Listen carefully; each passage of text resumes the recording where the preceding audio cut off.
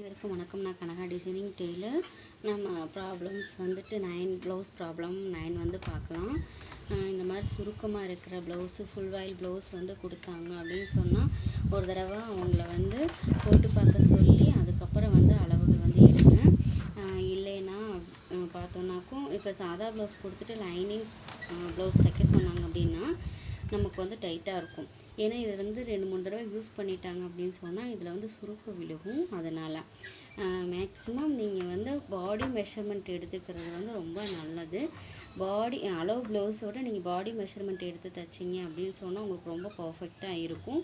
உங்களுக்கு பாடி மெஷர்மெண்ட்டை எப்படி எடுக்கணும், அதுக்கப்புறம் வந்து அந்த பாடி மெஷர்மெண்ட்லேருந்து நம்ம எப்படி வந்துட்டு கால்குலேஷனாக வந்துட்டு பண்ணி நம்ம எப்படி வந்துட்டு தைக்கிறது அப்படிங்கிறதெல்லாம் வந்து உங்களுக்கு அடுத்தடுத்த வீடியோவில் நான் வந்து உங்களுக்கு சொல்கிறேன்.